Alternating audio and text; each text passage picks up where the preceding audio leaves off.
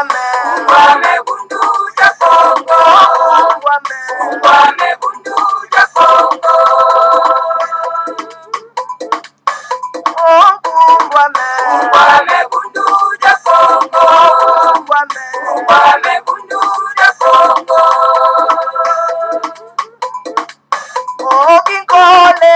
Kole kukongo ya mweni jo. Kisale ina ya tena mani mumbande. Mukuluza kandanya Kongo. Mukuluza kandanya Kongo.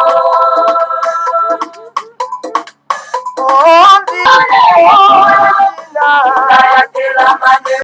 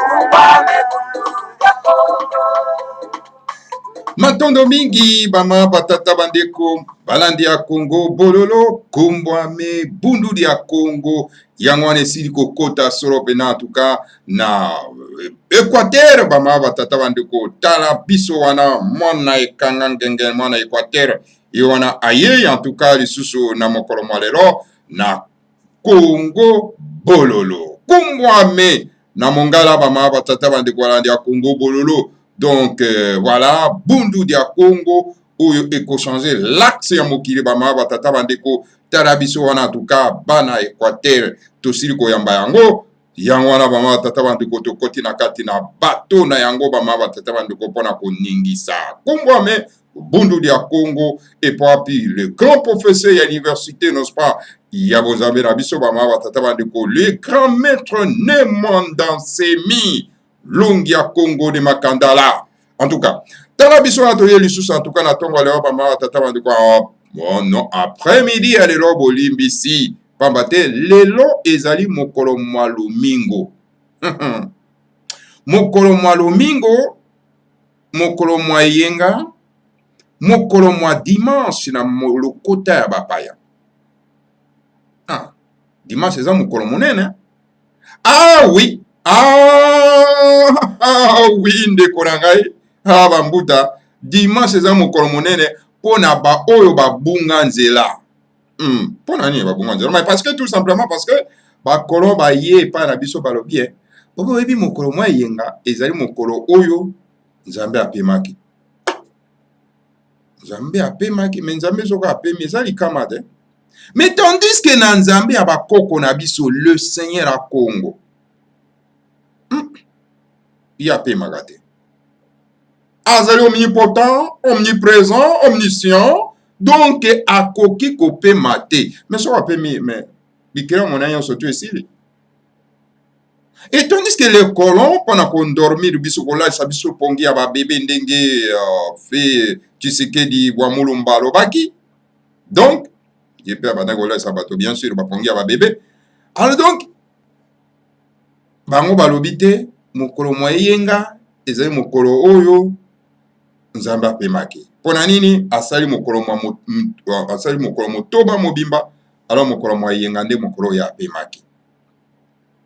Alors tango tokoti solo pena na enseignement ya biso ya bonzambe na biso oyo mvuluzu kimbanga apesaki elaka tokoya kozongela wana parce que toza na deux étapes tokosokola lelo. Parce que lelo eza mokolo mwa yenga oyo bayaki kokosa biso babike non mokolo Nzambe apungu tolenda apemaki mokolo Yahweh na bango, je ne dis pas Nzambe le créateur était Yahweh qui est le génie superviseur du monde d'Israël, du monde occidental. Mokolo ya apemaki. Putain, tu dis très bien que Yahweh n'a pas créé l'univers, hein, n'a pas créé le monde, n'a pas créé le ciel et la terre. Donc c'est le Seigneur à Congo qui a créé le ciel et la terre. Donc Yahweh c'est tout simplement un génie superviseur du monde d'Israël, du monde occidental. Donc voilà, biso tozali na ne mwanda Congo oyo azali donc Nzambe ya biso ya mokili ya molimo, c'est-à-dire le dieu secondaire, le génie superviseur, il y a race noire. Donc on ne peut pas dire que Nemanda Congo c'est un dieu créateur. Non, pas du tout. Hein? C'est un génie superviseur du monde et il y a biso baindo pama tatabande kwalandi ya Congo bolo. Donc voilà, il y a un biso to kana mokolo mwa dimanche. Poto sur la mingi politique te, mais to sur la pe makambo etali spiritualité. Ya mwana bon to préféraka to yambaka ba invité malheureusement bandeko na biso bolembo eleki mingi po ete bakwa koya na Congo bololo kobanga koloba. Ils parce que bana connaissance, ils ont la connaissance mais le temps ne leur permet pas. Bama tata bana cause ba misala moni même mokolo mwango yenga bango ba yek ko sabiso et tes mokolo yo Nzambe apemaki mais les gens travaillent, ils vont au boulot, mais sauf dans le Congo, et pas au Wakena Koko, Sabiso Malam Malam, alors les gens restent à la maison. Pour continuer le fainéantisme, la paresse, etc. Donc voilà, les lois, ils allaient mokolo mwa lomingo, tu vois, kolobela on a deuxième partie na biso. Alors mokolo mwa zomi ya sanza ya yambo mobu ya koto mibale na turu mibale na moko, to komi na ngonga zomi na misato na miniti zomi na sambo. Elingi koloba ngonga ya yambo na miniti zomi na sambo ya sima nzanga. Eza wabino molobeli bobo mesano mbuta bobelo bobala elingi koloba malamu koloba. Tango bandeko bayoka ka Congo bololo ye. Ah la la la la. Le choc bazwaka choc. Ozomona ebele baza ko se désabonner en cascade. Bango bakanisa ki Congo bololo ye akapona ko caresser bateau, hein? Donc, hein? Kola isa bango pongi ya ba bébé. Alors, bon, ba contacter en cascade ko s'abonner. Tango baza ko yoka vérité za ko bima, ba komi ko se désabonner en cascade na biso ba ma tata bande. En cascade baza ko se désabonner. Ah là là. Ah donc, awa, vérité bo sembo ezali awa to epanyaka moto te, hein? Même ba o ba kozalo tout autour du grand maître Nemanda Semi, hein, ba cadre ba nani to kotika bango te. Ce qui to kika ko déconner quelque part. Alors to ye to melisio Congo bololo ba ma tata bande ko landa Congo bololo. To kotika te. Esengeli ba to balanda vérité bo sembo oyo le grand maître Nemanda Semi ateyaka alobaka pe atambolaka na. Soko zali pemene ale grand maître ne mandase tika lokuta soko zali na kati ya bundulu ya Congo tika escroquerie soki toyoki kaka escroquerie tokoya komelisa Congo bololo. Faites attention soko tamboli na droit chemin te ndenge le grand maître ne mandase mi atei pe azali kolakisa pe ndenge azali kotalisa biso lolenge ya kotambola. Alors donc keba okomela Congo bololo. Mambate ya lobi ete na bonzame na biso abi yayo ya lingomba. Alors esengeli donc o se contacter na ba bien yayo, mais tango moto apesi yo eloko esengeli okoka ko respecter kotosa yango. Apesi yo mosolo tosa yango, kolia te, escroquerie te. Faites attention. Bama tata bande kolanda Congo bolo. Alors donc lelo toko solola. Ezalo abino mbuta bopelo koba engi koloba malamu koloba. Toza na deux parties seulement toko loba lelo, peut-être pour 30 minutes seulement. Bama tata bande ko le temps que toko kasolo en tout cas ko sala ma ba occupation mususu bama tata bande. Donc toko lobela likambo etali solo en tout cas l'occupation ya mboka. Pe tokoya ko deuxième partie na biso tokolobela likambo etali la spiritualité. Ilaka nini oyo mvulusi Kimbangu apesaki oyo ake esengeli tozwa l'indépendance spirituelle pour permettre biso tokoka solo maintenant en tout cas ko kenda na indépendance économique.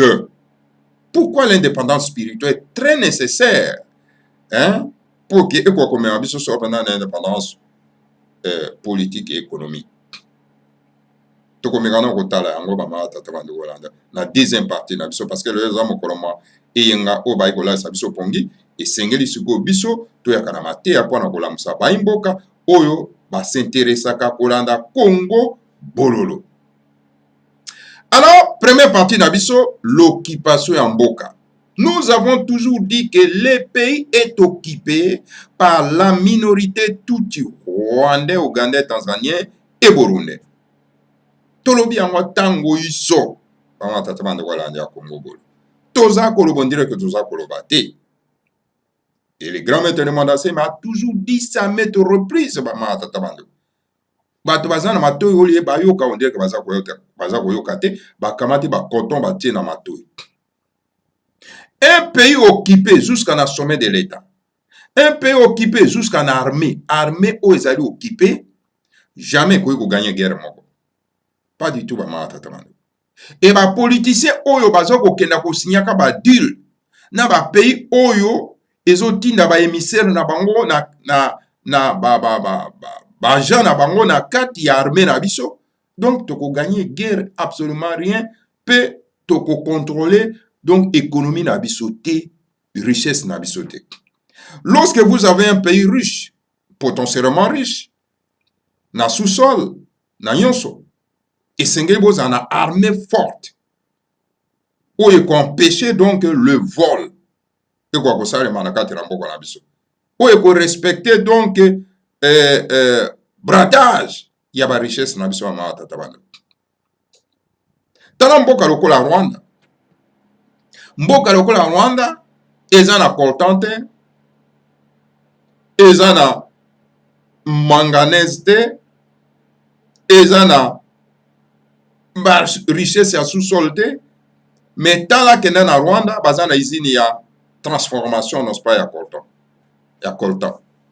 Vous vous rendez compte ça? Ezouta api, ezouta na kati ya Congo. Bazo kozwa yango ofele, bazo kokenda ko transformer yango kuna. Et bazo kote na Congo passoire. Faut bangate eloko moko te. Parce que bayebi ke bakuna, il y a pas l'armée. Armée na bango ezali inféodé. Et d'ailleurs, Moto Babengi Kagame avait déjà dit que non, écoutez, tant Mouzito a salaka déclaration naïe, alors bah qui que non, mais l'armée congolaise, ce n'est qu'une seconde armée de Rwanda. Vous vous rendez compte de ça? C'est une véritable humiliation, Bama Tatabando. C'est grave. Alors donc, dans un pays où l'armée est infiltrée, vous ne pouvez pas gagner une guerre et vous ne pouvez pas défendre votre territoire et vous ne pouvez pas défendre vos richesses. Dans un pays où, au sommet de l'État, il y a des émissaires politiques de gauche à droite, parce qu'ils Hippolyte Kanambe, 18 tonnes à Moutou Yamboka. Et les Congolais ne brossent pas un mot pour chasser cet étranger. Et d'ailleurs, bakomi kokumisa ye rais, bakomi kokumisa ye roi na kati ya mboka ezali ya ete. Ba Congolais baza koyoka ndireka baza koyoka te. Monoko kilo po ete bako ata ko benga na kombo papa na mama na bapesa ye Hippolyte Kanambe. Bango kaka Joseph Kabila. Kabila le père. Mais Kabila le père. Donc Hippolyte Kanambe de fils naï. Et les signes sont là qui montrent que Hippolyte Kanambe n'est pas le fils de Nzé Kabila. Parce que Nzé Kabila, qui a été assassiné par la coalition Tutsi, c'est-à-dire Ougandais, Tanzaniens, Rwandais ou Burundais, assassiné. Et même les ennemis, si Hippolyte Kanambe était le fils de Laurent Nzé Kabila, les signes sont là. Bateau assassiné, bon bazalaki ennemi, il y a papa na yo kamada isusu bango, oti ya bango na kati ya gouvernement travailler na bango. Mais sont sérieux. Les signes sont là. Il n'y a même pas à chercher à midi à 14h à Koluka, ceux qui likambo ezali à solo eza solote. Les signes sont là, les signaux sont là. Ah tata bande. Et ça met en Koluka te. Hein? Alors, pourquoi continuer yako aprodi mopaya na mboka na bino, azo masse mbongo na mboka na bino? Non. Peuple congolais, réveillez-vous. Peuple Ngala, peuple Mongo, peuple Congo, peuple Luba, peuple Titela, peuple Nande, peuple Okele, réveillez-vous. Bolamuka, si tout peuple Katangé, un peuple à Lala Pongi à Libéla, Bamava Tatabande. Yalinика Kabapaya Konzagaban.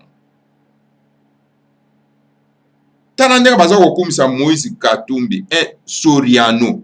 Menga na yebite nga na olukana no na yamba na bato oyo baza pembeni ya lingomba ya Katumbi Soriano. Na tuna na bango surtout moto babengi Moindo.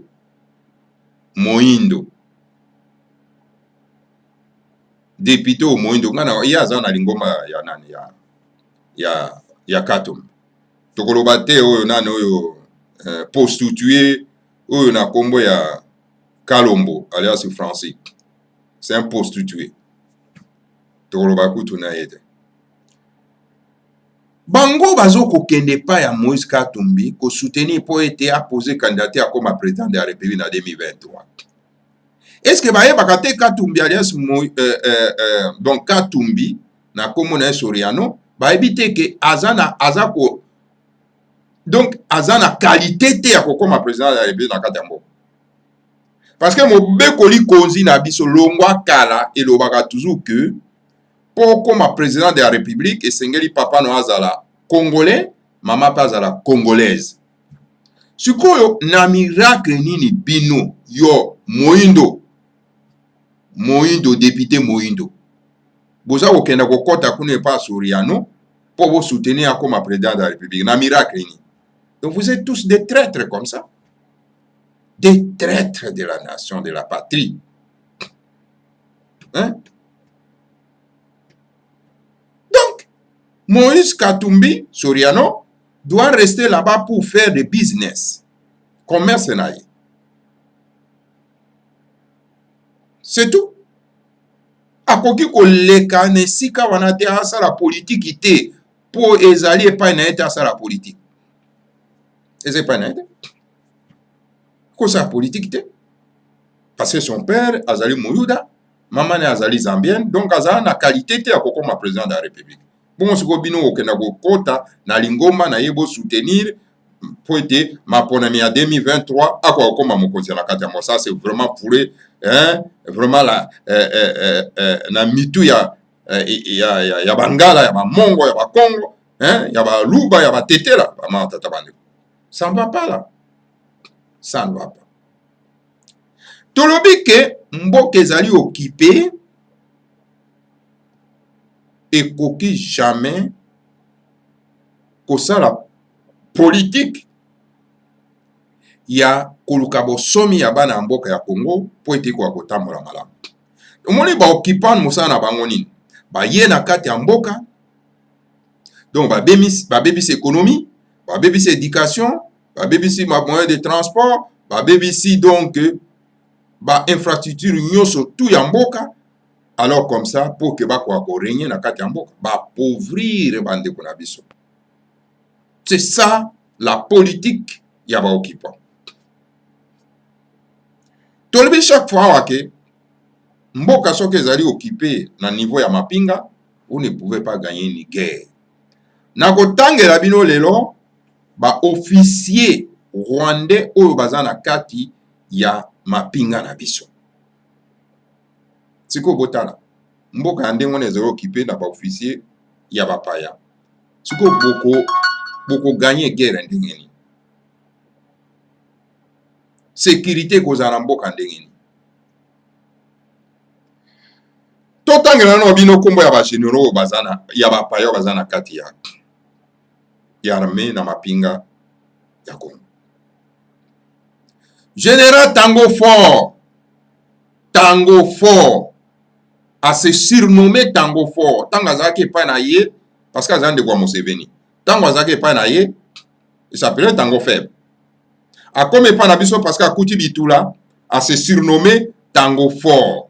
C'est un Tutsi ougandais. Tango Fort, c'est un Tutsi ougandais. Ce n'est pas un Congolais. Donc, il est général na kati armée na biso. Est-ce que ça lui dire, oyo, monsieur Chilomba signé na Museveni, pour que Museveni a lobi na ye que non, ki Tango Fort azaka ka général na kati armée, on les a dit ba signé ou bien dengeni. Voilà, tatawande. Beaucoup de kuna, le général Malik Kizege. Beaucoup de kuna, donc, le général Pacifique Masusu, le général Bolingo, le général David Rougaï, le général Jean Biguet, le général Obedi, le Obedi Rwabazira, le général Mustapha Mukiza, le général Charles Bisengimana, le général Jérôme Gakouvou, le général Bosco Tangada, le général Roland Kunda, oyo asali massacre na kati ya mboka pe azali siko na kati na Rwanda.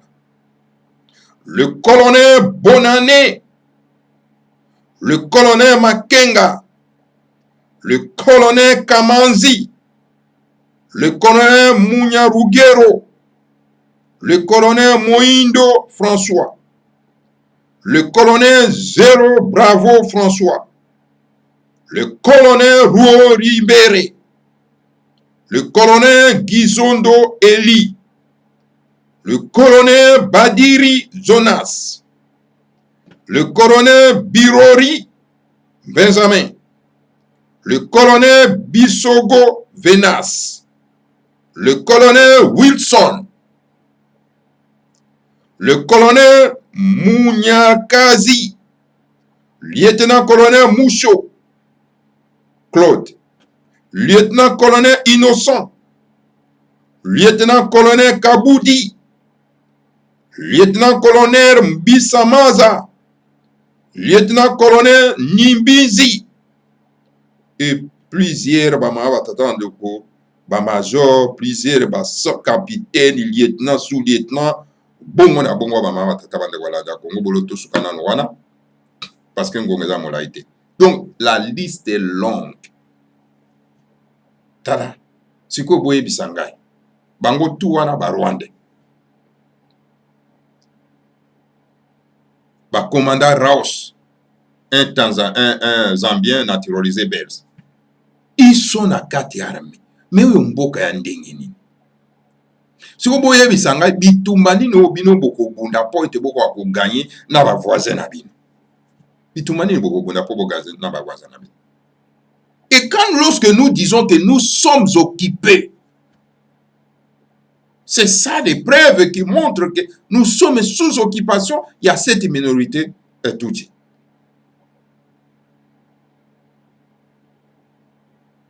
Et vous êtes président de la République. Osako reconduire Batouana surtout na kati na poste armée. Osako tika tango fort na kati armée. En Ougandais. Mais à cause jouer rôle ni na kati armée oya biso. Un génocidaire ndenge wana tango fort. Un criminel, un terroriste. Wana c'est normalement à côté armée. Ce qu'on a côté politique, n'a pas institution politique. Okuti kuna, Hippolyte Kanambe, alias Joseph Kabila, tout Rwandais. Son nom c'est James Kabarebe. Hippolyte Kanambe. Okuti kuna, Janet Kanambe, tout Rwandais. Grandi en Tanzanie. Okuti kuna, Joël Kanambe, tout Rwandais. Okuti kuna Francis Muyumba nakati ya Sénat, sénatrice, tout rwandaise. Okuti kuna donc Rubewa, tout rwandais. Okuti kuna donc Nyarugabo, tout rwandais. Okuti kuna Tambwe Mwamba alias François. Alexis, je vais dire, Alexis. Tambwe Mwamba alias Alexis. Touti au Rwandais. Et là, il usurpé le nom de Baluba. Et Baluba sont très tranquilles. Bazo Salata, hein, démarche mon côté pour que ba récupérer comme on a bango, oh, ils allaient usurper par ces Touti Rwandais. Et c'est un terroriste. Il a bâti l'avion civil. Et puis il a revendiqué attentat et avion civil. Mais il a été tranquille jusqu'à ce qu'il y ait la présidente à Sénat. Il y a beaucoup de gens qui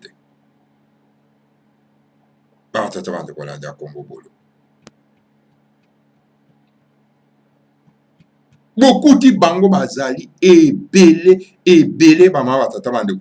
donc compte tenu à manque de temps na cité bino kaka ndambo wana na cité bongo bino ba congolais ba kolombo ka bozali wapi boza wapi pona ni bokangi bambanga na bino pona ni bozo bundisa ba mwa bato yote.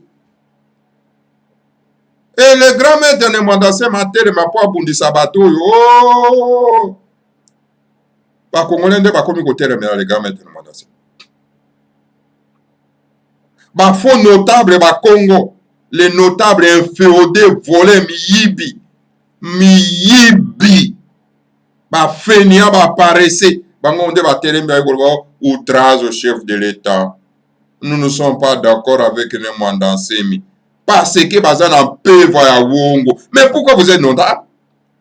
Car les notables les bateaux oh bazali liés na terre. Na ba esprit à nos ancêtres, des ancêtres bantous. Donc ils n'ont pas peur. Si votre frère a le franc-parler, a le courage de dénoncer, de dire tout haut, là où tous les Congolais parlent tout bas, alors bino obi que boso proclamant par notable, bouillé pour la outrage au chef de l'État. Tout fit. Quel outrage au chef de l'État? Ça c'est un chef de l'État? Un usurpateur? Vous êtes quel notable vous?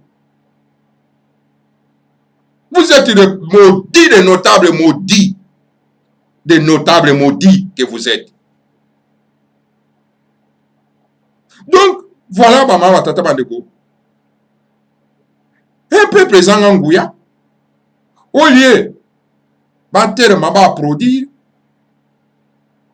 va caresser notre frère qui a eu ce courage de dénoncer l'occupation. Likolo ya kobanga na bango, likolo ya peva ya wongo ezana kati na bango. La perbitu la bilele. alors omoni bango bakomi nde kokondane ndeko na bango azobunda etumba ya soro ya kokangola mboka mawa tata bandeko balanda Congo bolo. Alors mboka soki ezali okipe na ba mpeve ya wonga boye ya bitula boye sikoyo ekokangolama ndenge nini eza pasi mingi mawa tata bandeko balanda Congo bolo. Donc voilà bamawa tata bandeko balanda Congo bololo tolakisi bino donc ndenge nini mboka ezali okipe et que tokoki komene politiki te ya kotambusa mboka na biso aussi longtemps que baelema wana touti kotanga awa eza no na kati ya bainstitution na biso bamawa tata bandeko balanda ya Congo bolo. Tala ndenge éducation ekofi parce que ezali politique ya occupation yango wana il faut koboma éducation. Alors donc voilà nakanisi oyo aza na mato ya koyoka nakanisi ayoki epuis oyo aza na motema molimo ya kososolo nakanisi asili kososolo. Voilà wana ezalaki première partie na biso bamawa tata bandeko balanda ya Congo bololo mpona ete toleka na deuxième partie na biso bamawa tata bandeko balanda ya Congo bololo. Donc tozonga nao na studio tozonga nao mwa loyembo bongo to ya kokota na deuxième partie na biso oyo etali la spiritualité bamawa tata bandeko balanda ya Congo bolo.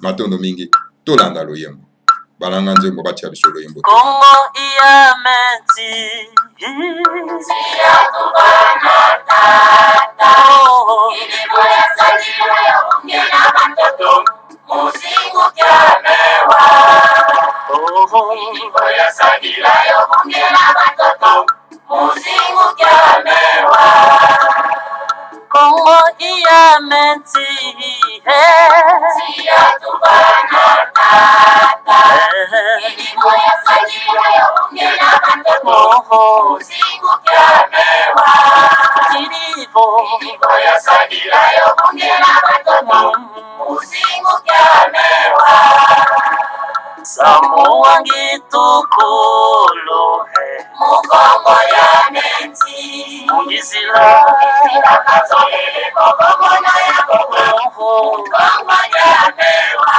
Mungizila Kokomono ya sale Mukongo ya mewa Mungizila Kazolele Kokomono ya mewa Mukongo ya mewa Samuangi tukulu Mungizila kazolele kokomono ya kokomono ya kokomo Mungizila kazolele kokomono ya sala Mungizila kazolele kokomono ya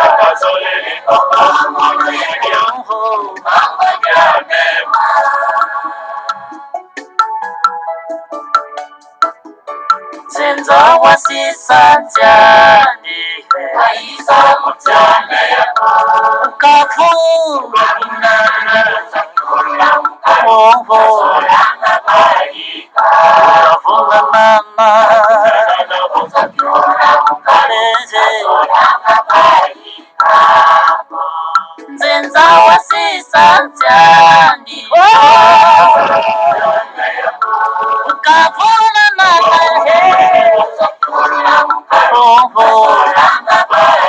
Ukafuna mama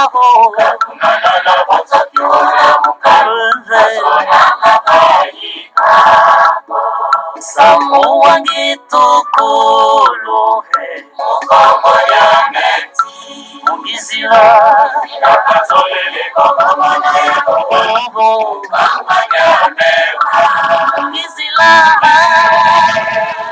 Kokomono ya sale Mukongo ya mewa Mungizila Kazolele kokomono ya Mukongo ya mewa Samuangi tukulu Mungizila kazolele kokomono ya kokomo Mungizila kazolele kokomono ya sala Mungizila kazolele kokomono ya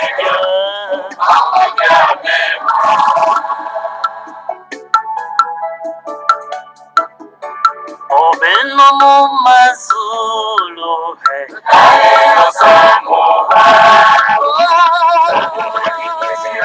Iza mutie ikoma jane Iza mutie ikoma jane Obelo mu mazulu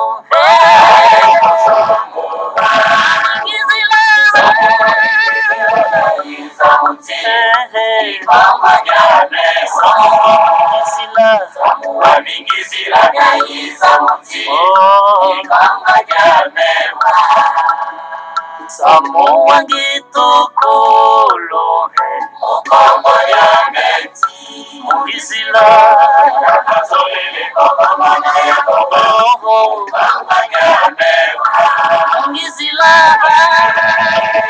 Kokomo ya salehe Kamba nyame Mungizila Nakazolele kokomona ya Kamba nyame Samungi tukulu Isla kasolele kokomono Kasolele kokomono ya kokomo Kamba nyame Isla kasolele kokomono Kasolele kokomono ya sala Kamba nyame Isla kasolele kokomono Kasolele kokomono ya Kamba nyame Tangwilungiti Senza maika Tangwilungiti Wenda kuwatu Tangwilungiti Senza maika Tangwilungiti Wenda kuwatu Samuangi tukulumbe Kisina kasolele kofomono Kasolele kofomono ya Kamba nyame Kisina kasolele kofomono Kasolele kofomono ya sala Kamba nyame Kisina kasolele kofomono Kasolele kofomono ya Kamba nyame Matondo mingi na balanga nzembo, matondo mingi sorope na tuka na bandeko na biso bambuta na biso vraiment na ba invocation makasi ba maba tata bandeko parce que na bukongo balobi na biso ete donc koyemba elingi koloba ko sambila mbala misato ba maba tata bandeko landa Kongo bololo. Donc voilà, tozongi susu na kati na plateau pona ete to kwa kokoba solo bana tuka manaka mabiso ma mokolo mwalelo ya lomingo. Tolwaki mokolo mwalelo mingo deuxième partie na biso toko so alikamwe etali solo pena spiritualité. Bon ebele bakena biyamba pona ete bakoba kolala pongi ya ba bébé na ba matière oyo ba kolon ba memelaki biso wezali na kati na Biblia ba ma tata bande ko mateya ya bapaya pour continuer kolalisa bango pongi jusqu'à ce que en tout cas même en absence ya ba kolon bango bazo continuer toujours ko chosifier bande ko na biso ko comme ça bango ba esclave na kati ya mboka na bango na mateya ya bapaya. Alors ba ma tata bande ko landa Kongo bololo moko wa biso ntumwa mobikisi na biso na kombo ya Mvuluzi Kimbangu parce que Mvuluzi Kimbangu alobaki balobi ngai nazali mvuluzi nazali mobikisi na bino bana tata bande kolanda ya Kongo bololo alobaki na biso jamais te Yesu azali mobikisi na biso alobaki bongo te bama batata et puis alobaki te ke ngai batindi nga na Yesu jamais aloba yango te. Mais si ko boni bino boza ko balola makambo ndengo yo boy bandeko na ngai poka botika na baumbu ya bamindele ya bapayo bamemelaki biso makambo ya bango non. Mvuluzi Kimbangu alobi nazali mvuluzi nazali mobikisi na bino ntumwa nazali motindami ya tata nzamba puntulendo. Il n'a pas dit qu'azali motindami ya Jésus-Christ. Dire que Mvuluzi Kimbangu azali motindami ya Jésus-Christ ezali donc mensonge ya dimension ya 80 à 100 degrés c'est l'escroquerie totale. Les gens qui disent comme ça, c'est-à-dire que na kati ya kabosh na bango, il y a un vide. Donc, ils sont tout simplement que les commerçants spirituels qui utilisent le nom de Mvulus Kimbangu pour faire leurs affaires. Mvulus Kimbangu n'a pas dit que Azemoti n'a ménagé Jésus. Non. Un prophète n'envoie pas un autre prophète. Ba prophète ba toujours et pas tata zamba kontulen. Mais tango mobiki sinabiso sauveur nabiso abi azali sauveur nabiso. Et puis il a montré parce qu'à Bundi c'est la colonisation. Na spiritualité na nzela molimo pe na nzela ya politique. A Bundi si ba colonialiste. Alalisi bango pongite. Ba colonialiste ba lala pongite. Babika moto soka azali kaka. Donc tokovana na mboko yote. Mais a prophétisé avant zonga na mokia molimo, a prophétisé a bikoli. Alobi ete tokozwa soro pena en tout cas li panda ya molimo. Tozwa na ko kaka parti wana, li panda ya molimo. Nous aurons notre indépendance spirituelle. Et l'indépendance spirituelle est comme même biso soro pena na indépendance économique. Si vous avez des indépendants, l'indépendance de yango, l'indépendance politique. Si vous avez l'indépendance spirituelle. Mais vous avez l'indépendance spirituelle. Mais esengeli, asenga na tata nzamba puntulendo, pour être akoka kotinda, motei, enseignant, professeur, oyo akote abiso soro pena tuka, bonzambe na biso. Oyo akokoma mokanda mosantu na biso, c'est-à-dire le livre sacré. Na kati ya livre sacré wana mokanda mosantu na biso, mabomba mi mabiso maza na kati. Nde na enseignement wana tokozwa ce qu'on appelle l'indépendance spirituelle, c'est-à-dire kokangola mananzela ya molimo. Tokoya ko expliquer bino ndenge ni kokangola mananzela ya molimo. Alobi na biso teke mokanda oyo tobengi Biblia eza mokanda mosantu na biso te. Abi tokozwa ya biso. Mais apesa ki recommandation abi totanga. Bo continuer kotanga mokanda wana bapaya. Po tobengi Biblia. Continue à lire la Bible. Parce que na kati ya ba écrit wana eza na kati ya Bible boya ko comprendre lokuta ya bato oyo ba memela ki bino makambo oyo. Boko mitu na me lokuta ni eza na kati. Parce que okuta na mokanda wana la Biblia. Yesu alobi que je ne t'ai envoyé qu'au bébé perdu de la maison d'Israël. Batinda ngai kaka selema na mokili ya bayuda. Siko akome epai na bino ba congolais, bino ba pasteur o boza ko kolaisa bandeko na biso pongi ke Yesu azali nzambe, Yesu azali mokonzi na bino, akomi mokonzi na bino ndenge nini.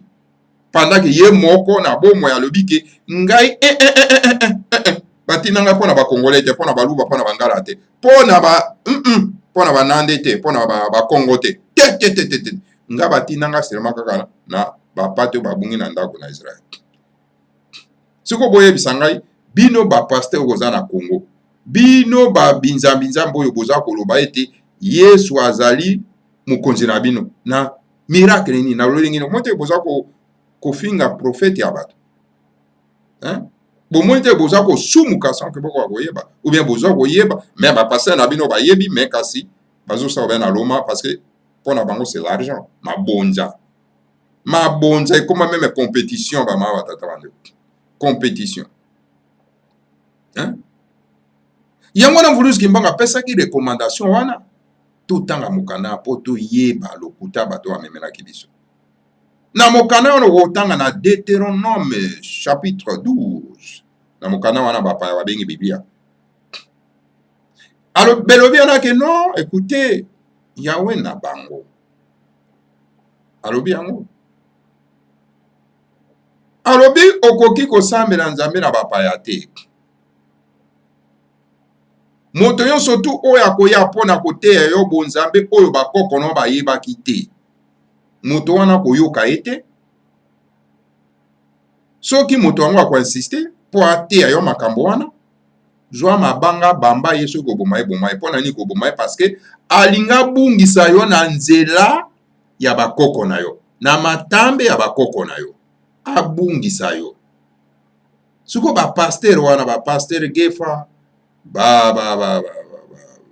banani susu baza ebele kuna ba Mosengo ba Ambongo donc ba oyo bazoteya bino bango nyonso wana bazoteya bino donc bonzambe oyo ya bapaya donc bazobungisa bino na matambe ya bakoko na bino baza ba ennemi na bino. Et ce sont ces gens-là qu'il faut aider. Et ce sont ces gens-là qu'il faut vraiment soutenir. Donc, voilà, Mvulus Kimbangu, alakisi biso esika lobi totangaka yango. Po toyeba lokuta. O bato wana bamemelaki biso na kati ya mboka. Vous allez comprendre? C'est clair. Mais tango yaza koloba l'indépendance spirituelle, c'est-à-dire que tozonga na nzela na biso et que le professeur Longi, l'enseignant akoya pona ete akoka kokoma mokanda mosantu oya biso epai wapi tokolongwa na kobunga po tozonga na matambe ya bakoko na biso. Et l'enseignant est déjà là, il a déjà écrit le livre sacré mokanda mosantu na biso tobengi yango makongo makaba. Mais pourquoi tokoki ko s'éterniser lisusu na mokanda ya bapaya ya bakolon o bamemena kibiso?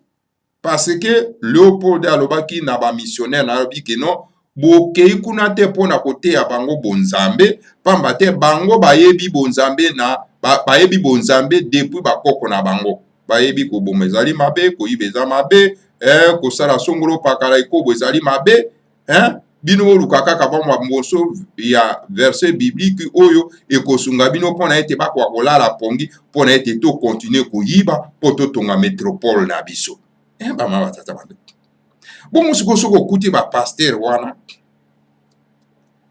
bazoteaka bino biloko wana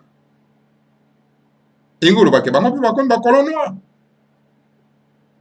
effectivement baza na bango bakolo noir tala moto aye na eloko te atongi mwa église na ye mwa secte na ye akomi koloba na ye makambo yango ya bapaya alors na nsima ya 2 mois asombi voiture atongi bandako tout ça là et bino bato oyo bozo kokenda toujours kotia mabonza botika na bino ka ba pauvre bozo zela na bino donc bokenda na paradis bokenda lola bokokenda pete bokokende te bama tata na ebisi bino. Vous n'irez pas. Beaucoup regretter ba mbongo na bino bozo ko bebisa. Effort na bino bozo sala ezo kenda pamba na mai. Balobi zo baba kosa kaloboko na libenga ya zo bambala moko. So bakosi mbala mibale ngelo bageno ozali zo ba au carré. Bama tata bande wala nda Congo bola. Donc Mvulus Kimbangu apese laka était tokozwa lipanda spirituel kokangola molimo po permettre biso po ete tokoma kokangola mana nzela ya économie tata bano siko soki tozokenda na étape ya suka te tozosala na makele pa faute ezali ya bino bana ya somi ya mboka Congo bozali matoi mangongi po esengeli tokota na deuxième étape oyo ya indépendance spirituelle tozwa na buku oyo ya bapaya tobengi biblia tozongisa yango epai ya bakolo na yango parce que mopaya monene waza na bandako na biso ye wana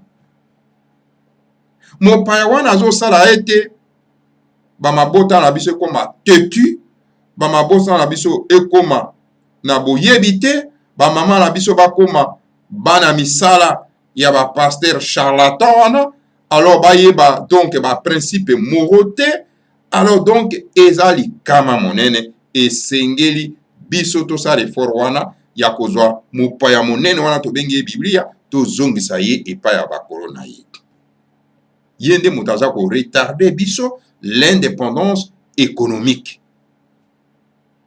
aussi longtemps que tokangolami nano te na nzela ya molimo aussi longtemps que tobwaki mateya oyo ya bapaya na nzela ya molimo bamemelaki biso te alors donc toza ko retarder libération ya biso ya économie ya mboka na biso. Aussi longtemps que bapoliticien na biso baza nano kaka na kati ya bonzambo ya bapaya, un président de la république akenda kobinaka na bapaster charlatan mpona kobelela banzambe ya bapaya na kati ya mboka na ye. Est-ce qu'un tel président akokamba mboka?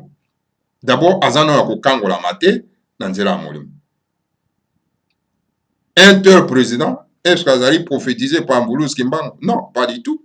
Parce qu'un président azali prophétisé par Mboulouz Kimbangu. Et Sengeli akokana nous abandonner cette spiritualité étrangère pour akoma libre. Na kati ya spiritualité na biso, mama tata bandeko, on nous enseigne nos origines. Tandis que la spiritualité wana bapaya, la religion bapaya, la secte wana bapaya, parce que le christianisme ezali secte. Na secte wana bapaya, baza ko enseigner biso, donc bakoko na bango. Lokuta bakoko na bango. Babi non, écoutez, biso tozali bana ya Ndamu na Eva, hein? Balobi biso tozali bana ya Jafet, tozali baindo parce que koko na biso amonaki papa na ye motakala, donc tozali fruit ya malédiction.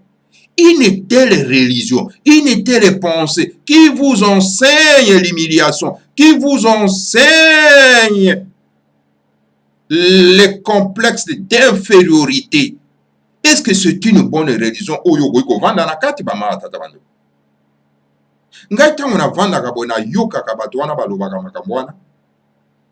Azala na ye père spirituel songolo pakala, azala na ye soki pasteur nini soki nini.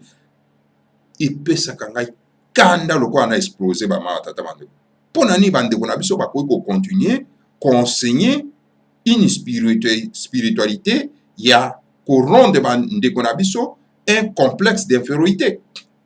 Yango moni bandeko na biso akopakola bambi po atela alongola poso moindo ko gratter sa peau po alongola poso moindo wana parce que ponaye avec son ignorance azokanisa que la teinture noire ezali fruit à malédiction. Parce que la religion coloniale enseigne ça. Parce que la Bible coloniale enseigne ça. Alors donc, pour naïe, il s'agit qu'on décaper la peau, qu'on détruit la peau, qu'on détruit mélanine naïe, pour naïe te akokana, solo pena en tout cas, na l'opposo à pembe, ou pour naïe à kaniski ezali, l'opposo ya bénédiction. Yango komona la femme noire, il faut que na kolata ba souki ya ba kufi ya mindele pour akokana soro pena tuka pama tata bandeko na mondele parce que aini soro pena souki na ye aini yango a détester yango. Yango moni ba konzi na biso ba politicien na biso moni lokola Mbuta Tshisekedi Tshilombo aza kokenda kobina na kati ya ba secte wana ya bapaya parce que ye moko aza ko se sentir na complexe d'infériorité lobi peut-être akoya kopakola mbi po ete alongola teinture na ye ya malamu wana ya moto moindo po ete akoma na teinture ya motane bamawa tata bandeko voilà même sa femme utilise déjà la teinture po na ete alongola a décapé po na ye bamawa tata bandeko alanda Congo bolo. Alors des tels présidents qui souffrent d'un complexe d'infériorité parce que c'est écrit dans la Bible, parce que c'est enseigné dans la Bible, mais comment est-ce qu'akoko kamata penza alinga azana bolingo ya bandeko na ye bamawa tata bandeko. Donc elingi koloba ete ye ata boza ko souffrir, donc ezali fruit à malédiction et Seigneur vous continuer ko souffrir. Donc c'est ça. Donc on aura la paix, on aura donc la liberté. Et ce n'est que lorsque tu kokenda solo na tukana lola. C'est ça. Mais tandis que dans la religion de nos ancêtres, enseignée par les grands maîtres de Mandansemi, Longia Congo, le professeur de Bukongo, hein, lui nous enseigne ete biloko nyonso oyo ezali na kati na mokili oyo ezali tata nzambe aponctude atieli biso na kati na mabele oyo esengeli biso tosankapare na yango mpona ete tokoka kotonga mboka na biso.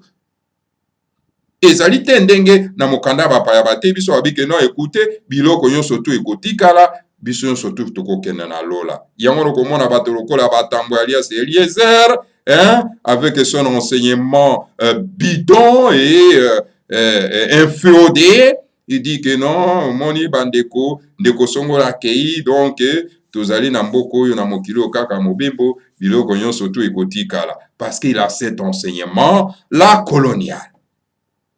Mais tandis que dans le Bukongo, enseigné par les grands maîtres de Mandasim, tout mon ensemble, il dit non, richesse ezali ya biso tata nzambe aponctude apesaki biso esengeli to protéger yango to s'encapare na yango po totonga na yango mboka po na génération future. Et là, on forme des nationalistes, on forme des patriotes. Et celui qui enseigne les nationalistes, des patriotes, c'est le grand maître Mandansemi. Pendant que le pauvre politicien inféodé, ils combattent le tribi. Oh non, abat le tribalisme, abat le tribi. Et le grand maître de Mandansemi, tout mon ensemble, l'enseignant de leur libération, il dit, mais écoutez, le tribi ezali œuvre à le Seigneur à Congo. C'est le Seigneur à Congo qui a créé le tribi. Le tribi physique que vous voyez, il y a le tribi spirituel. Et quand les Bangala, je veux dire physique que vous voyez, il y a des Bangala spirituels. Et ces Bangala spirituels, bangonde bazako pesa nguya na Bangala physique pour ete bakoka kotambusa engumba na bango.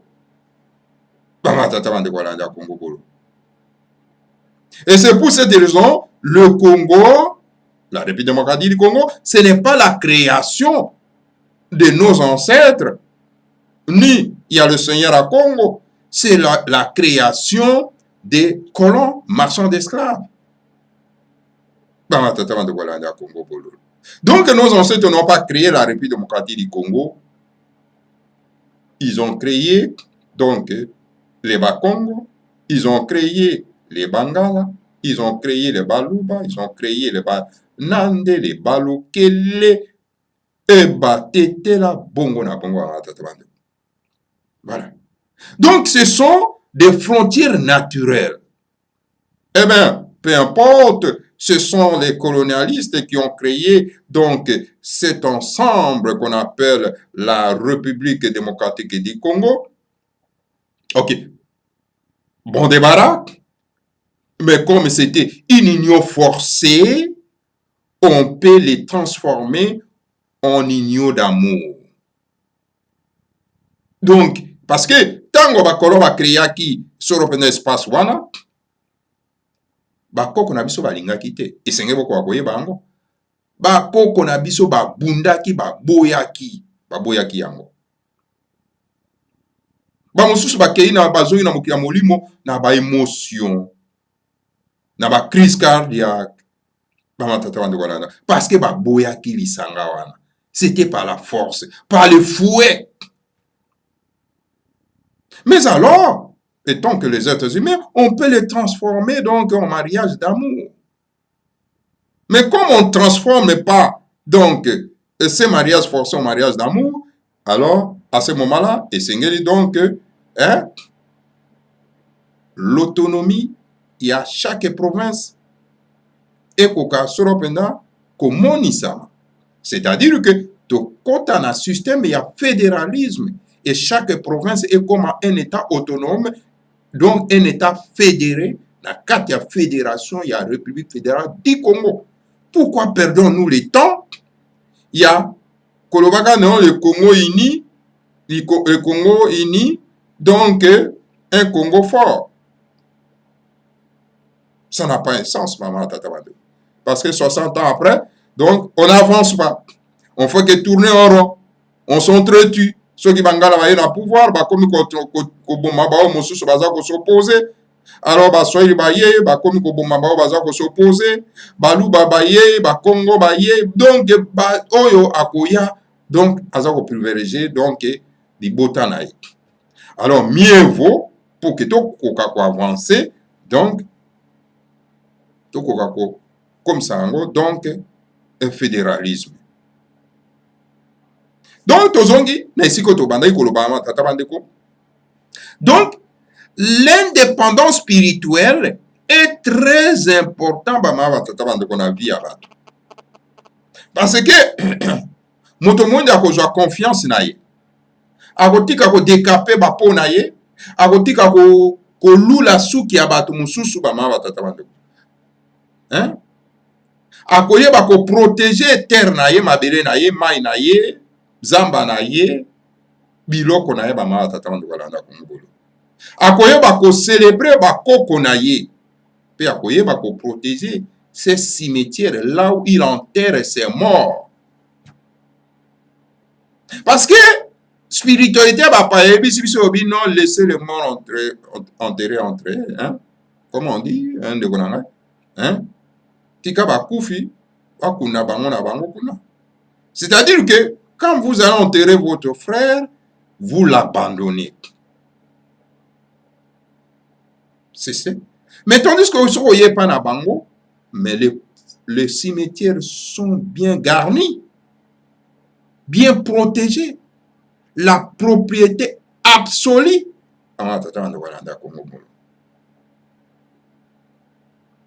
Alors, bakosi biso ngongo yango ekoki pona ete tolongwa na lokuta wana altozwa koyoka te. Baye bakosi biso abino biso nyonso tozwa bana Adam, mais ce sont des mensonges. Et voilà le grand enseignant, le grand maître de Mandassé, Miguel Albino, écoutez, non. Nous sommes les extraterrestres. Nous sommes les descendants des extraterrestres. Ah, comment? Oui.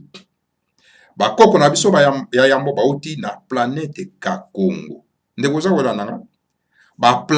Bakoko na yangai na yo bauti na planète Kakongo.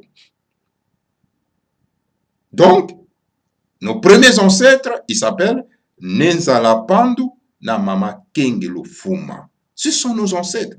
Mais continuez à enseigner à nos enfants que bakoko na biso Adam na Eva ezali escroquerie moko monene, ezali kozala ennemi ya baindo, ezali kozala liboma na mutu. Pour utiliser les termes beaucoup plus appropriés. Non, pas du tout. Mes chers frères, nous avons un bon enseignement. Venez tous apprendre cet enseignement. Et vous les politiciens, qu'est-ce que vous entendez? Au lieu que botika na boko sakabande ko na biso na ba morceau biblique que non, même na au moment na so politicien azo ko intervenir na radio, o ka lobi même na Bible ba lobi. Donc Bible comme référence ya bango ba politicien ba to lokuta pona kokosa ba. Soko yoki politicien. Ne konanga politicien ako loba même malamu na zo landa ya zo loba malamu. Soki ka komi na esika na lobi ke non, même na mokanda ya Nzambe na kombo ya Biblia ya balobi a esili. Na longoli. Na be oyo te oyo likpokoro. Na longoli ba ma na bi likpokoro. Ayo na makambo te. Et d'ailleurs, même avec le nom, quand il vient, il se présente déjà que je m'appelle Moïse Mozito, par exemple. Je m'appelle Martin Faïlo. Ah, attends. Owanate. Owanate. Owanate. C'est un esclave et ils ne nous défendront jamais.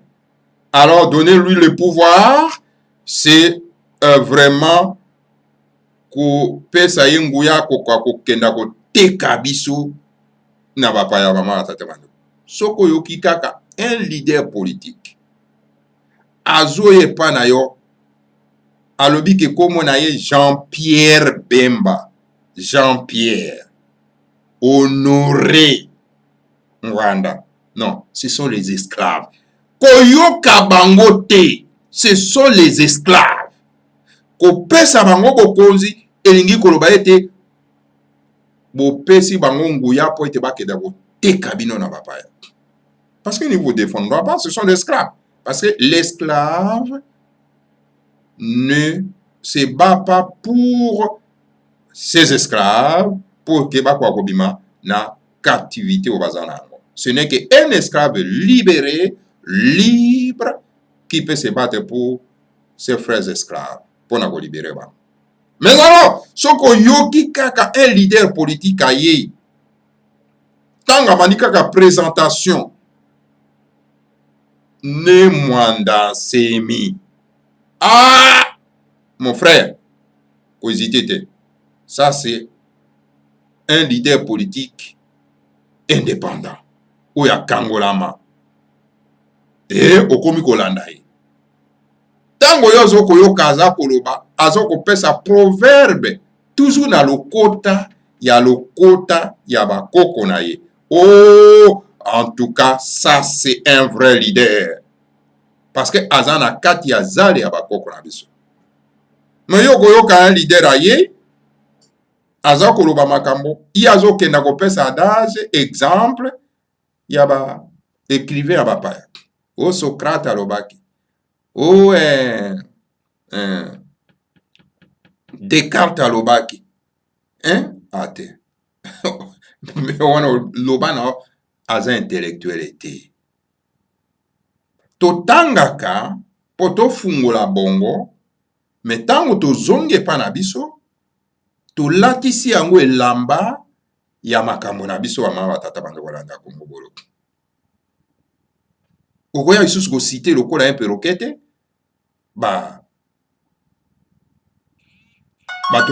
bateau ya bapaya. Non, pas du tout.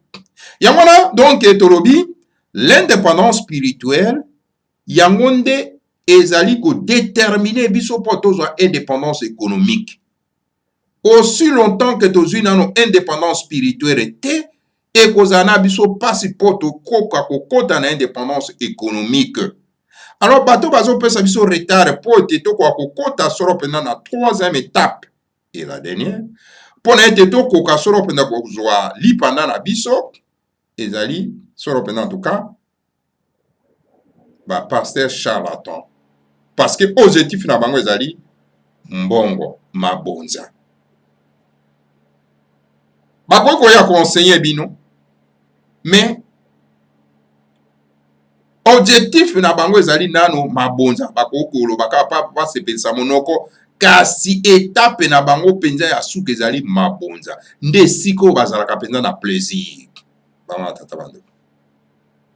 Yango na komona donc ezala même bande kuna biso baza ko utiliser les médias. Ils utilisent la même chose pour na ko accompagner bino solo en tout cas na bobungi wana. Mais biso tozana tina ko accompagner bino na bobungi wana te. Biso tozo litende poto longola bino na bobungi wana ma tata bande wana ya Kongo bolo. Yango so bande ko ba yoki makambo toza koloba baza ko se désabonner en cascade parce qu'ils ne veulent pas attendre cette vérité. Or que la vérité reste la vérité, même c'est ton ennemi qui l'a dit, donc exalte toujours vérité. Et le mensonge laisse toujours le mensonge, même moto yo lingaka, oya tangaka, wolo, ekoti ko un mensonge. Voilà, donc Voulous Kimbango appelle ça que laka, alors que sengeli tozwa indépendance spirituelle. Mais esengeli na yebite pourquoi tozo salama kele pas pour na ete to le kasoro pena en tout cas na vitesse supérieure ya kozwa indépendance spirituelle. Et le grand maître de Mwandasemi oyo mfumukimbanga prophétisaki ete akoya conseiller biso soro pena bonzambe na biso pour na ete to koka kota soro pena kozwa l'indépendance spirituelle. Alors donc bande kuna biso za ba politiciens ezala ba pasteur ezala nani baza toujours kobanga vérité parce que bayebi que soki baza toujours kuna na ba secte ya bapaya bako continuer toujours kokosa et soki bakoti na kati na bukongo donc bako kosa isusu te bako kosa bino lisusu te bokokoma na bwanya. Tango bokokoma na bwanya, bokoya kokoma lokola bango. C'est ça le problème. Problème na bango nde yango. Mais bandeko, bobanga na bino te. L'homme doit se battre aussi seul. Kotika l'esclave moumbu ya batote ba mama tata bandeko. Donc, esengeli kozwa lipanda ya molimo. De lipanda ya molimo, ezali donc na nzela ya koyeba bosembo, pona ete bosembo yango nde kokangola biso ba mama tata bandeko. Et cette vérité absolue, eza na kati ya bundu dia Congo ba mama tata bandeko na Congo bolo. Nous, on n'enseigne pas que non, on n'enseigne pas que Abraham, Moïse, etc. Ça, ce ne sont pas nos ancêtres à nous. Nous n'avons rien à voir avec eux. Nous les respectons dans le périmètre culturel na bango. Et bango peut pas respecter yabiso na le périmètre culturel na biso. C'est ça, maman va t'attendre de Congo Bolo. Alors donc, voilà, les amis mokolo malumingo. Tokobanda koluka chaque fois que 18 ans mokolo malumingo, to benga ba oyo. Bazali aussi les prédicateurs. Ya Bukongo, baya kapona ete akwako. Kote sabiso soro pena en tout cas nanzela pona ete tokoka soro pena kozwa cette indépendance promis par le Seigneur Kimbango Wama Tatawande. Potoza ko retardé ko kangola manabiso Wama Tatawande Kolanda Congo Bolo. En tout cas, matondo mingi soro pena en tout cas na bino banso oyo bolandi biso. Soki bo sepeli, bo aimé en tout cas vidéo, bo partager ango soro pena en tout cas na baimboka. Bama tata bande kolanda ya Congo bololo. Alors donc bobo s'en appelle pour s'abonner et c'est très important. Bon pe bazan a besoin ya kosunga chaîne na biso pona ete ekoka komata ekoza malamu pe to kosepela mingi bama tata bande kolanda ya Congo bololo. Ta boza kosunga ba chaîne ezola lisabino pongi mais o ezokolamusa bino ezali pasimi. Boza kopesa ba mabonza na ba pasteur pe na ba binzambi oyo eza ko chosifie bino zo pesa bino boyebi te ezo la sabino pongi mais moto azo ko pesa bino boyebi. Le grand maître de Mwanda sebi au lieu bo pesa le poids financier, le poids physique pour être tokango na mboka bozo obeta na bino makele pa. Vous êtes responsable donc il y a retard et la libération ya mboka na biso wa mata tabando balanda Congo Polo. Ces gens-là, bah passer charlatan, ils ne vous aiment pas. Ils aiment votre argent. Balinga kabino te. Ba mbongo, ba musengo, ba tout ce monde-là, bah mata tabando balanda Congo Polo. Ils vous aiment pas. Balinga bino te bango balingi nde mabonza na bino mbongo na bino kwa mwa ba esclave na bango botia $100 botia $1000 botia $200. Alors donc voilà, et ces gens-là comment on appelle ba politicien wana mama tata bandeko bazo ko soutenir bino na voix wana bazo pesa bino pe ba moyen na ba voix na ba sombela bino bandako ba voiture pote bozo sunga bango ya kolalisa bandeko na biso pongi.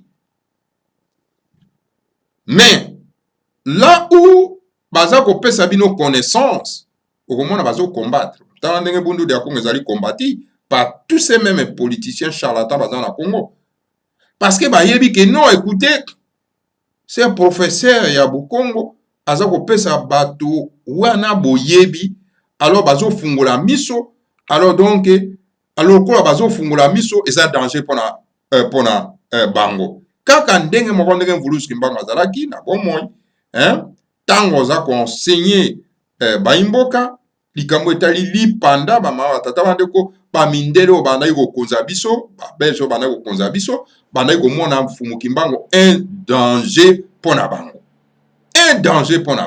yango moni bazali kopersekite ye kaka ndenge moko ndenge baza kopersekite Nemwanda Nsemi. Parce que na moment oyo tozali donc na colonisation ya baindo noir. Alors donc Nemwanda Nsemi enseigne les gens boyebi la connaissance. Alors donc lokola bango bazo konza biso, alors donc bazo mona que non, ça c'est un danger pour na bango. Il y a un risque un jour bakwa kobenga na bango na kati ya mboka. Yango motala bande kona biso makesa mabondo d'accord, baza ko se retrouver na kati ya prison. Est-ce qu'ils ont pris les armes contre la République? Rien. Et moto babengi Chilombo, est-ce qu'azo obimisa bango ti lelo? Rien. Azo tika bango na prison. Mais il a le pouvoir de faire ya bango. Mais pour lui azo bimisa bango te. Parce que yembo kaza na kati ya binzambi, azo ko kenda ko soutenir ces binzambi, o baza ko la sa bande ko na biso pongi, donc il est complice contre notre peuple vraiment tatabando. Et bien kazali mwana mboka. Bien kazali mwana mboka, mais il participe à l'abrutissement de notre peuple. Parce que un président de la République qui va assister na kati ya babinzambi ou eza ko abrutir bande ko na biso, alors ce qui fait que lui fait partie, n'est-ce pas, de ces agents-là du néocolonialisme pour na ko abrutir notre peuple et il s'éloigne de loin donc na bato oyo baza ko pesa bande ko na biso connaissance pour na ete to ko bongisa mboka pe to zo l'indépendance spirituelle promis par Mvolosi Kimbangu. En tout cas, nazalaki un peu molai na mokolo malelo parce que za mokolo malumingo et sengelaki kaka na kwa kozala molai ba ma batata bandeko pona se faire entendre et comprendre na bandeko na biso oyo ba kozwa solo pena en tout cas l'opportunité ya kolanda biso. Matondo mingi na bino banso, que le Seigneur à Congo vous bénisse tous, bénisse donc Nemwanda Nsemi et bénisse la République fédérale du Congo. Ingeta Ibobo. Mvuka yantimanti afelika jampa di finamene tuwa kabudia bakeluba Uluzororo watanda wa Mungu tuleno makanda mava musoma futuka yotama osaweni na ninga masina makikulu kongoja bakongoja futuka Kongo. Uluzororo watanda wa Mungu tuleno makanda mava musoma futuka yotama osaweni na ninga masina makikulu kongoja bakongoja futuka Kongo. Afrika ya Afrika ya mbali na tumwa Afrika ya mbali sina mene tumwa Afrika ya Afrika ya mbali na tumwa Afrika ya mbali sina mene tumwa Kefi ya mbaya mbita petilwa na kukongo Ipanza kya Kongo ye kibuka kya timanzi Kefi ya mbaya mbita petilwa na kukongo Kongo ya bakongo ya futuka Kongo Kefi ya mbaya mbita petilwa na kukongo Ipanza kya Kongo ye kibuka kya timanzi Kefi ya mbaya mbita petilwa na kukongo Kongo ya bakongo ya futuka Kongo. Afrika ya Afrika ya mbali na tumwa Afrika ya mbali sina mene tumwa Afrika ya Afrika ya mbali na tumwa Afrika ya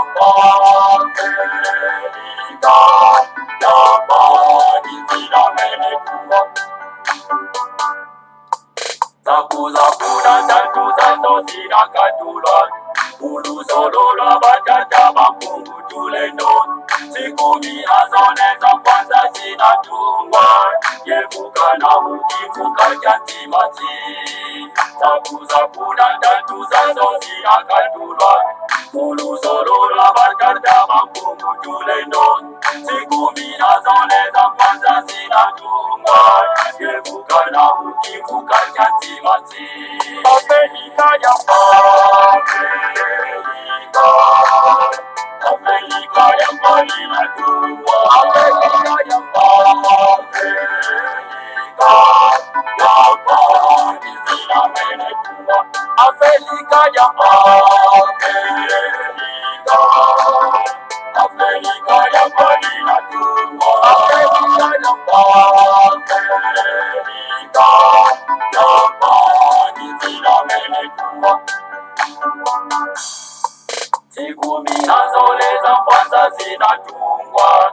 Kongo kwimaka ngubegela kuva muzami. Oyo makatanga kivuku bangi chwapa. Kasaimu kivuka chantimati. Siku minazole za kwanza zinatungwa. Kongo kwimaka ngubegela kuva muzami. Oyo makatanga kivuku bangi chwapa. Kasaimu kivuka chantimati. Afrika ya Afrika. Afrika ya mbali na tungwa. Afrika ya Afrika. Ya mbali zina mene tungwa. Afrika ya Afrika. Afrika ya mbali na tungwa. Afrika ya Afrika. Ya mbali zina mene tungwa.